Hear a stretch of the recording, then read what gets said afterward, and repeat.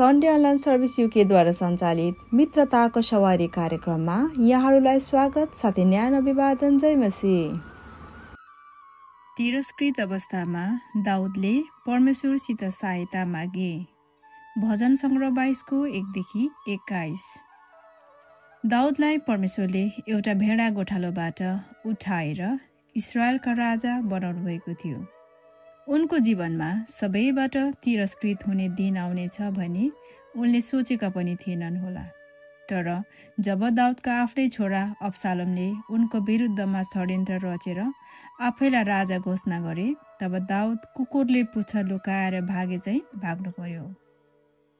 जब उनी यरुशलेम छोडेर भाग्दै थिए तब मानिसहरूले उनलाई सराप्दै थिए, जुन कुरा दोस्रो शमूएल 16 को 5 र 6 मा उल्लेख गरिएको छ।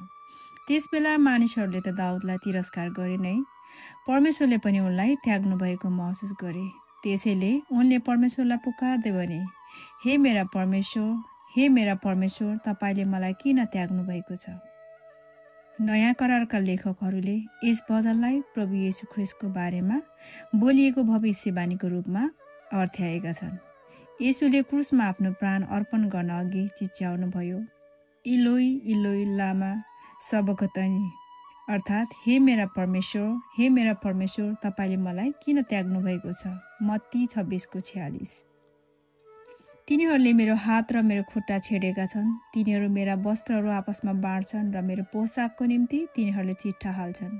यी वचनहरू दाउदको जीवनमा पुरा भएन, तर उनका पुत्र येशू ख्रीष्टको जीवनमा पुरा भयो। ती सबै दुःख र अपमानहरू येशूले हाम्रै निम्ति भोग्नु पर्ने थियो।